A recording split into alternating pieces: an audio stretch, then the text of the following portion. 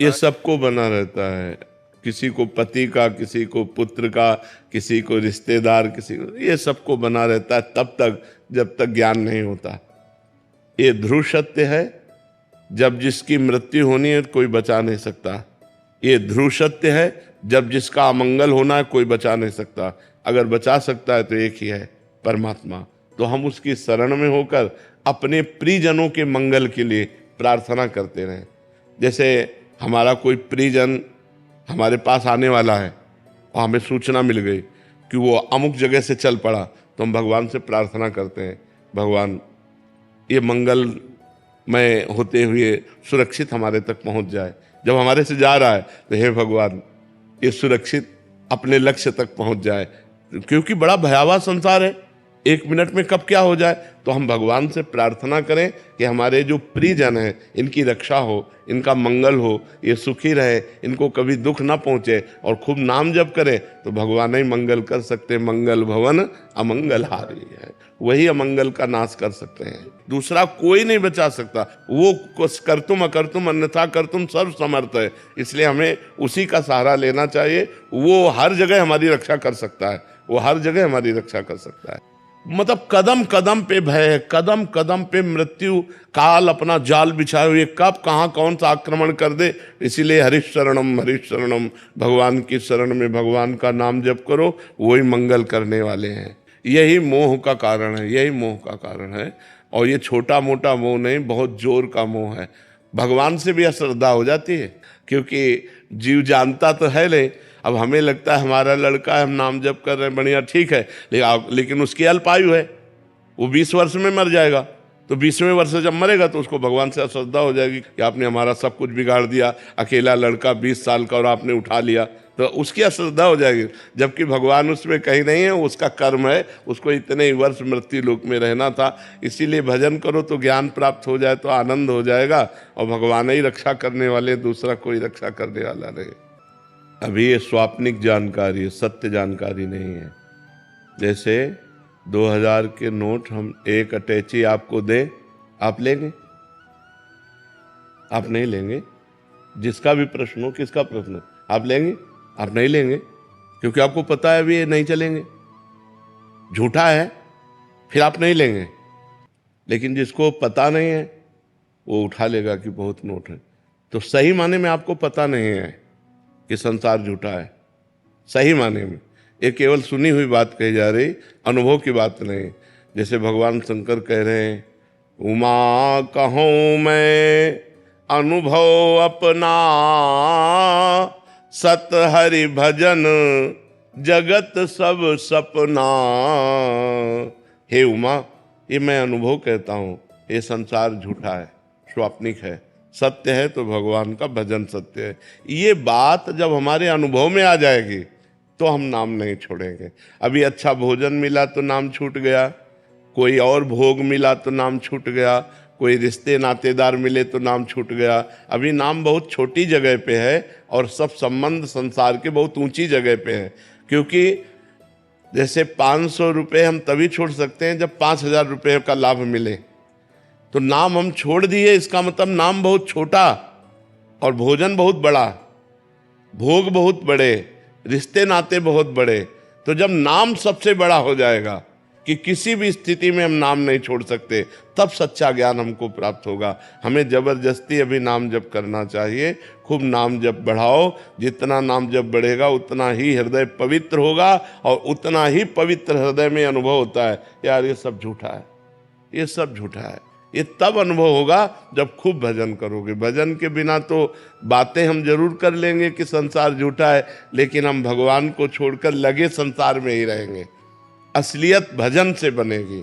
जितना भजन करोगे, नाम जप करोगे, उतना ही हृदय आपका पवित्र होगा, और पवित्र हृदय में ही सद्ज्ञान होता है, और ज्ञान से ही वैराग्य होता है, और वैराग्यवान ही भगवान के प्रेम को प्राप्त होता है।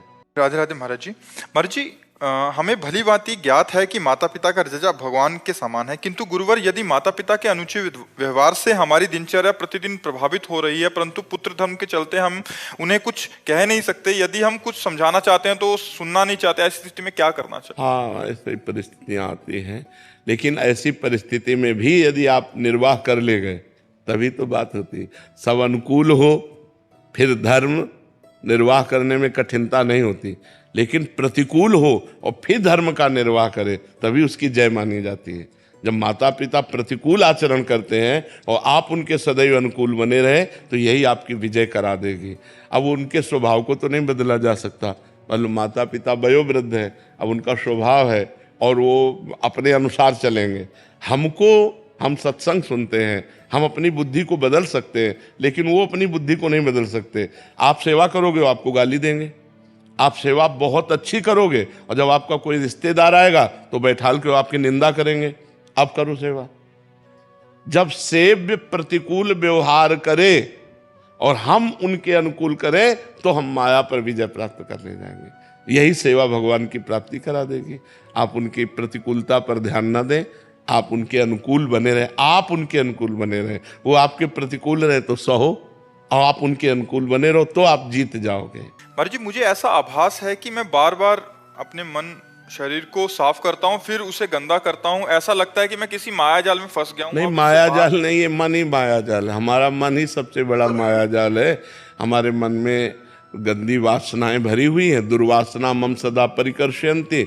मन एक चिप है, जैसे एक चिप में 3.5 घंटा की आवाज भरी होती है, चाहे वो सत्संग हो या गाना हो। ऐसे तो हमारा चिप रूपी है मन ऐसा है कि अनेकों जन्मों की वासनाएं भरी हुई इसमें, और इसको डिलीट करने का उपाय केवल नाम जप है।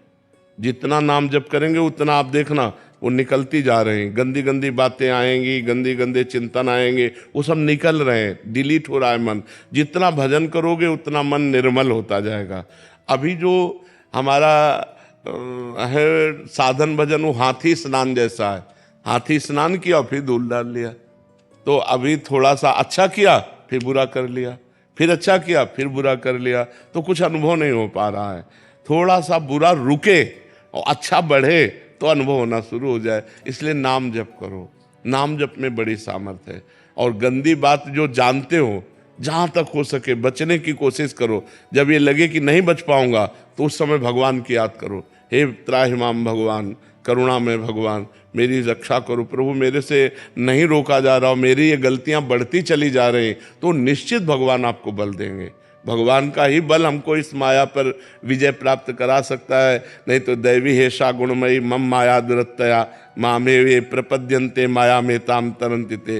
ये त्रिगुणमयी दैवी माया बड़ी दुरत्य है, इसे कोई जीत नहीं सकता। भगवान कहते हैं मामे ये प्रपद्यन्ते माया में ताम तरन्ति ते। केवल मेरी शरण में हो जाओ तो तुम बच जाओगे, दूसरा कोई उपाय नहीं। तो खूब नाम जप करो। महाराज जी, देव ऋषि नारद जी को भगवान विष्णु जी ने कहा, जपहु जाई संकर सतनामा, हो ही हृदय तुरत विश्रामा। अगर जब अम्बरीश जी को दुर्वासा जी ने सताने की चेष्टा की और दुर्वासा जी भागते हुए भगवान शंकर के पास गए, तो भगवान शंकर ने कहा, ये महापराक्रमी बलशाली भगवान अनंत ब्रह्मांड नायक परात्पर, इसका सुदर्शन चक्र है, इसे हम नहीं शांत कर सकते, चलो जाओ, नहीं तो ये अमंगल कर देगा। तो दुर्वासा जी गए ब्रह्मलोक। ब्रह्मलोक में ही ब्रह्मा जी ने उनको टिकने नहीं दिया। फिर वो भगवान के वैकुंठ लोक को गए। वैकुंठ लोक में भगवान की शरण में हुए। और भगवान का व्रत है कि कैसा भी पापी क्यों न हो, यदि वो मेरी शरण में आ जाए तो मैं उसकी रक्षा करता हूँ। तो भगवान ने उस समय उत्तर दिया, अहम भक्त पराधीनो असुतंत्र ईदुज। इस समय मैं स्वतंत्र नहीं हूँ, मैं भक्त अधीन हूं। और आपने भक्त अम्बरीश का अपराध किया है, तो सुदर्शन चक्र मेरे कहने से शांत नहीं होगा, आपको अम्बरीश जी की शरण में जाना पड़ेगा। भगवान ने अम्बरीश जी की शरण भेजा दुर्वासा जी को। ऐसे ही नारद जी का अपराध बना भगवान शंकर का। जब नारद जी भगवान शंकर के समीप गए और कहा कि हमने काम पर विजय प्राप्त कर ली, तो भगवान शंकर ने निषेध किया कि ये बात श्री हरि को मत कहना। तो नारद जी को भगवान शंकर पर दोष दर्शन हुआ कि ये काम विजयी तो हुए, लेकिन क्रोध करके काम को भस्म कर दिया, और मैंने क्रोध भी नहीं किया, इसलिए मेरा यश नहीं सह सकते, इसलिए कह रहे हरि को मत कहना जाके। और जाके सीधे हरि से कह दिया। फिर जब हरि ने माया रची और वो काम से पीड़ित हुए और पूरी लीला हुई और भगवान ने अपनी माया का अपहरण किया, तो अरे जब हरि माया दूर निवारी, तहाँ न रमा न राजकुमारी, तब त्राहि माम चरणों में गिरे, तब का जपहु जाय शंकर सतनामा। भगवान शंकर का अपराध किया है, जैसे अम्बरीश का अपराध किया था तो दुर्वासा जी से कहा जाओ अम्बरीश के पैर पकड़ो, ऐसे ही भगवान शंकर का अपराध किया था तो कहा जाओ भगवान शंकर के नाम का, सतनाम का जप करो, जिससे तुम्हारा परम मंगल हो जाएगा। भगवान के शास्त्रों नाम है, आप भगवान शंकर की शास्त्र नामावली गीता प्रेस से खरीद लीजिए, उसमें 100 नाम क्या, उसमें तो 1000 नाम है, जो नाम चाहो जप करो। तो क्या पूछने का तात्पर्य था? महाराज जी कहते हैं कि सतनाम याद नहीं होते तो क्या करें महाराज जी, इसका पालन मंत्र के समान नियम से करें क्या?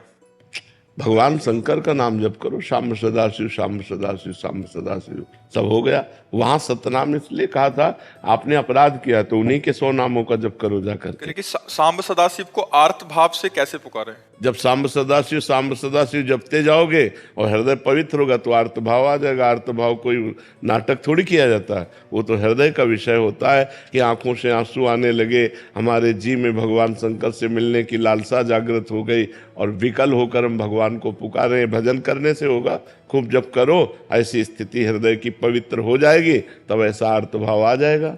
महाराज जी मेरा प्रश्न है कि दुख और प्रतिकूल परिस्थितियों में भी भगवत कृपा का अनुभव कैसे होता है और कैसे करें? जब खूब नाम जप करोगे, जब खूब नाम जप करोगे तब कृपा का अनुभव होगा, और जब तक भजन नहीं करोगे तब तक ये बात समझ में नहीं आएगी। ये बुद्धि से समझ में नहीं आती, ये स्थिति से समझ में आती है।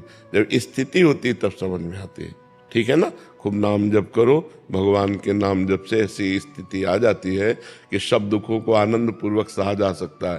प्रहलाद जी 5 वर्ष के बालक हैं, महान भक्त हुए, हिरण्यकश्यप त्रिभुवन पति है, हर उपाय कर लिया प्रहलाद जी के मरवाने का, लेकिन बाल बांका कर पाया क्या?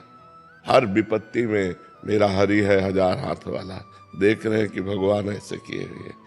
तो ये अनुभव भक्त को होता है, अभक्त को थोड़ी होता है। जो भजन करता है उसे हमें दिखाई देता है कि मेरी श्री जी हमें कितना दुलार करती है, प्रियाजू हम पर कितना प्यार करती है, ये हमें दिखाई, ये तुम्हें थोड़ी दिखाई देगा। तुम्हें तो बाहरी चीज दिखाई देगी, हमें आंतरिक दिखी, हमें श्री जी, हमारे प्रियालाल, हमारे श्यामा श्याम हमें कितना प्यार करते हैं, ये हमारा हृदय जानता है, वाणी की बात थोड़ी है। तो ये भजन से पता चलेगा कि हमें भगवान कितना प्यार करते हैं, और भगवान का विधान कभी अमंगलकारी नहीं हो सकता। मंगल भवन है तो उन्होंने हमें दुख दिया, तो इसमें भी विधान मंगल है, इसमें भी मंगल विधान। अच्छा, जो अपनी दिनचर्या है वो भगवान की कृपा से हो रही, स्वस्थ होते तो यही करते, बीमार है तो वही कर रहे, नाम जपना है, भगवान का चिंतन, भगवान की कथा वार्ता, सो भगवान करवा रहे, बड़ी कृपा है उनकी। तो किडनी फेल होने पर भी इतनी कृपा, तो ये कृपा ही तो है। ये कब अनुभव में आई? जब हम भगवान का भजन कर रहे हैं। भगवान का जब हम भजन करते हैं तो हमें हर चीज पॉजिटिव नजर आती है। और देखो, जो भगवान से विमुख है, शरीर स्वस्थ है, पत्नी है, पुत्र है, और डिप्रेशन में जा रहे हैं, क्यों? निगेटिव सोच बढ़ती चली जाती है। जैसे जैसे पाप बढ़ता है हृदय में, वैसे वैसे नकारात्मक सोच बढ़ती है, और जैसे जैसे हृदय पवित्र होता है तो घोर विपत्ति में भी भगवान की कृपा नजर आती है। महाराज जी एक साधन अवस्था होती है जिसमें साधक साधना करता है, और एक परिपक्व अवस्था जैसे आज आपकी है। बट आपके जीवन में तो महाराज जी बनारस से लेके जब से निकले तब से प्रतिकूलता का, भोजन नहीं मिलना, सर्दी, सबको सहना। क्योंकि लक्ष्य हमारा बहुत बड़ा रहा है, हमारा लक्ष्य रहा ब्रह्म प्राप्ति, भगवत प्राप्ति। अब इसमें हम कदम पीछे नहीं हटा सकते, चाहे जितना कष्ट मिले। तो वो जो जिसे तुम कष्ट कहते हो वो हमारी तपस्या बन गई, वो हमारी साधना बन गई, वो हमारी जितेंद्रियता बन गई। महाराज जी तब आपको लगा नहीं महाराज जी? अभी तो महाराज जी नहीं, हमको केवल एक ही बात लगती थी कि हमें भगवान दर्शन दे, और ये प्रतिकूलता को भान ही नहीं, बिल्कुल नहीं, कभी हमें नहीं लगा। क्योंकि जैसे अब काशी में थे तो बड़े बड़े अन्न क्षेत्र खुले हुए हैं, बहुत मारवाड़ी अन्न क्षेत्र 24 घंटा चलते हैं। तो काशी तो अन्नपूर्णा की नगरी है, वहाँ कई अन्न क्षेत्र है, आप जाइए किसी भी समय जाइए, आपको भरपेट भोजन मिलेगा। लेकिन हमारा नियम था, हम घाट से छोड़कर नहीं जाएंगे, हम कभी भोजन के लिए किसी के यहाँ नहीं जाएंगे, हमारे पास जो आएगा वही पाएंगे, उसे आकाश वृत्ति कहते हैं। आकाश वृत्ति से जीवन रखा कि मुझे केवल भगवत प्राप्ति करनी है। जी जब 3 दिन भोजन ना मिला हो, वो चित्त की स्थिति महाराज जी आपके अंदर क्या चलता था? केवल रोना आता था भगवान के लिए। गंगा जल पान करके एकांत में खंडहरों में बैठ के रोना आता था, प्रभु कब मिलोगे, कब देना और महाराज जी उसको अनुभव करना है, दोनों में अंतर है कि जो पेट एकदम हाँ से ललायित बिल्कुल हो रहा है। नहीं, 7-7 दिन हो गए भोजन नहीं मिले। महाराज जी उस समय मन में क्या था कि केवल गंगा जल पीते। गंगा जल में पावर है वो, मतलब अब तो दूषण बढ़ रहा है, लेकिन गंगा जल में ऐसे पौष्टिक आहार है कि हम कभी लूज नहीं हुए, हम कभी निराश नहीं हुए। हमें एक पावर मिलता था, जैसे दूध पीने से पावर मिलता है, ऐसे गंगा जल से पावर मिलता था। और लक्ष्य था भगवान की प्राप्ति, मर चाहे जाऊं मुझे भगवान चाहिए। तो उस जिद के कारण सब सह गए, भगवान सब सहते रहे, वैसी क्षमता भी भगवान देते हैं, हमारा मन उत्साहित रहे। आपके मन में कभी आया नहीं कि हमारा भी एक जगह कुटिया हो, भोजन मिल जाए ऐसे? कभी हमारे मन में ऐसा नहीं आया। ये वृंदावन में व्यवस्था भगवान ने जब कर दी कि अब अखंड वृंदावन वास करना है, जब हमारी किडनी खराब हुई, ये परमात्मा की इन रूपों में परमात्मा ही तो प्यार कर रहा है। अगर हमने परमात्मा को जीवन दिया तो परमात्मा लाखों रूपों में हमें प्यार करता है।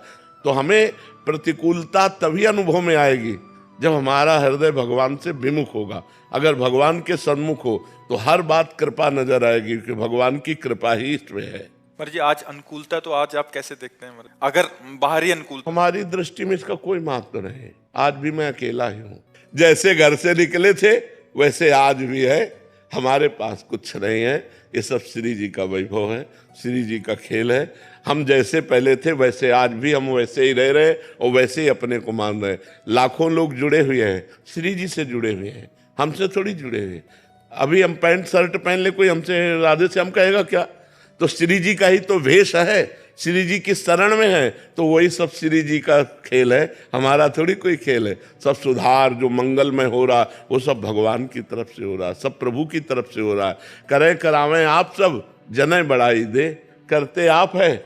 और तो भगवान का सारा खेल, हर प्रतिकूलता भगवान की कृपा लेकर आती है। ये बात तभी समझ में आएगी जब भजन करोगे। नहीं, विपत्ति दुख और प्रतिकूलता से डर लगता है, नहीं लगता कि भजन करूं कभी प्रतिकूलता न मिले, कभी दुख न मिले, कभी विपत्ति न मिले। लेकिन सही पूछो तो विपत्ति और दुख और प्रतिकूलता में जो भगवान के प्रति रोना आता है वो और कभी नहीं आता। जो हमारा भजन काशी के घाटों में हुआ कि एकांत में आर्त भाव से भगवान शिव को पुकारना, वो हम ललचाते हैं। घाटों में जब तपती धूप है, पेट में भोजन नहीं, कोई बात करने वाला नहीं, रहने का ठिकाना नहीं, तब भगवान के प्रति जो भाव आता है वो किसी अन्य साधना से नहीं आ सकता है। वो कृपा से जब परिस्थिति मिलती, जैसे देखो द्रौपदी जी को वो कभी भाव नहीं आया जब वो परिस्थिति आई कि ना कोई पांडव पक्ष उनका सहयोग कर रहा है, ना कोई सभा पक्ष सहयोग कर रहा है, हाथों में दम नहीं रह गया, दांतों में दबाया, दांतों में दम नहीं रह गया। अब जो भाव आया, हे द्वारिकाधीश, वो भाव कभी नहीं आया, पहले कभी नहीं आया था। परिस्थिति ने वो भाव दिया कि भगवान का वस्त्रावतार हो गया और वही भगवान चीर बन करके लिपट गए द्रौपदी के। तो ये जो परिस्थिति आती है, विपत्ति दुख प्रतिकूलता, ये भगवान की कृपा का अनुभव कराने आती है। हम लोग डर जाते हैं उससे, जबकि वो कृपा होती है, हमारे पापों का नाश करके हमारे हृदय को अद्भुत आनंद प्रदान करने वाली बन जाती है। भैया इसलिए 84 लाख योनियों के पार करने की मत सोचो, इसी में काम बना लो। जो मनुष्य शरीर मिला है, इतना भजन करो कि अब 84 लाख योनियों में न जाना पड़े, भगवान का आश्रय मिल जाए, हमें भगवान का भजन करने को मिल जाए। अगर हमारा जन्म हो तो पुनः मनुष्य जन्म हो और हम फिर भगवान की आराधना करके, समाज की सेवा करके भगवान को प्रसन्न करें। अरे बस नाम जप करो, इस माया से मुक्त हो जाओ, तभी सुख है। भगवान के धाम में सुख है, भगवान के नाम में सुख है, ये माया में सुख नहीं है। चाहे जितना कमा लो, मरो तो 5 रुपया भी साथ नहीं जाना, चाहे जितना प्यार कर लो, मरो तो अकेले जाना, कोई साथी नहीं मिलना। ये सब बड़ा विचित्र खेल है यहाँ का। इसलिए नाम जप करो, भगवान की शरण में रहो।